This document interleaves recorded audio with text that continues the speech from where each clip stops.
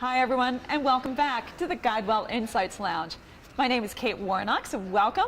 We're here at the Oliver Wyman Health Innovation Summit with one of our repeat guests, Mr. Sean Duffy. Sean, welcome back. Thank you, Kate. Happy to be back. We're happy to have you again. We got to talk to you at last year's Oliver Wyman Summit. So, Sean, let me give you your title. You are the co-founder and CEO of Omada Health. That's correct, yep. All right, so you published recently in LinkedIn a really impressive article. First of all, congratulations on the $50 million raise that you just successfully completed this year. That's fantastic. So you wrote on your LinkedIn blog, made a very compelling statement about the diversity of the partners who were involved in that raise. And this is what you said. You said, tomorrow's healthcare involves completely reshaped relationships up and down the whole value chain. Bringing these organizations that normally sit apart together is a statement on where healthcare is going. Where's healthcare going, Sean? Tell us more. Well, I mean, it's really fascinating. So I would say the statement really represents the diversity of investors we have at Omada, which is always kind of fascinating. And I remember at our last board meeting, I just asked everybody to look around. I'm like, look, we've got the biggest integrated delivery network, Kaiser, in the room. We've got Providence, enormous provider organization as an investor. Humana, biggest MA plan. Right. We've got Cigna, enormous national plan, specializes in ASO, right? And then even a pharma company. And I do think that that is a little bit of a bellwether of the new set of relationships that need to form in healthcare to improve outcomes at lower cost. Yeah. And as you get more shared data between these organizations, as you get toward a world of more value-based contracting, it almost forces providers to work in different ways than plans. It forces pharma and devices to work in different ways with plans. It forces companies like Omada to integrate and collaborate with all those in that ecosystem. So, I think we will continue to see more of that. Unusual relationships between organizations that historically have been just a bit more siloed. Right. Well, it was a wonderful read. I think everybody should go back out to your LinkedIn profile and find it.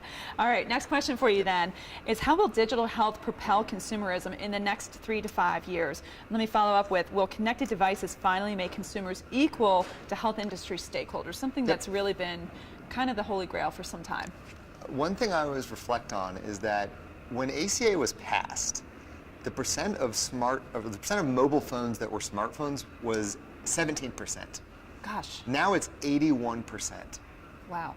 Just in that span of time. So what's happened is this enormous transformation in, frankly, the expectations that consumers have on how they interact with the world.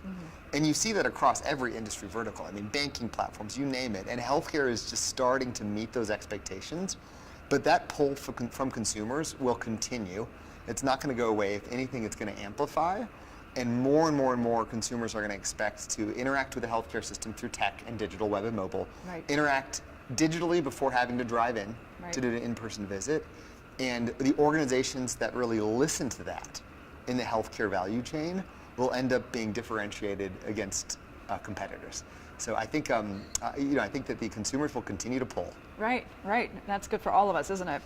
All right, last question for you. Sure. So you stated that the user experience with Omada is founded on the principle of, and this is your words, precision population health.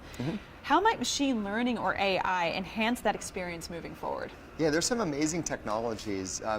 Firstly, you really can't do anything without the data. So in our space, which is behavioral medicine, historically it was in person. It's very hard to measure. So as these technologies, web and mobile, have started to gain broad adoption, it allows you to have a better sense for how people are using your experiences, and then tune and personalized based on A, who they are, what they told you, B, what the behaviors show you, C, their demographics, and D, clinically what's most important for them at that moment. And that level of personalization, I think, can be driven through machine learning, through artificial intelligence. Now, we have a strong point of view that you'll always need people, at least especially as as it relates to what we need to accomplish for our participants. Sure. But what we found is our machine learning can help make our coaches who interact with our participants even smarter. So they know who to talk to. They have suggestions on what might work for that person. It allows them to use their time even more efficiently. And I think that the idea that AI is going to replace doctors is a little bit silly, but the idea that AI can turn a doctor into a super doctor is very much in reach. All right. Yeah, I've heard AI be referenced. I think it's Daniel Kraft has called it augmented intelligence, I like not that. artificial intelligence. So I think that's a great point of view. Yeah, it's an exciting future that you paint for us. So again, Sean, thank you for spending time with us here Sure thing, Kate. at the GuideWell Insights Lounge, and I'm sure that we're going to catch you next year too. So, I hope so. All right. This is Kate Warnock. Thank you so much for watching. Take care.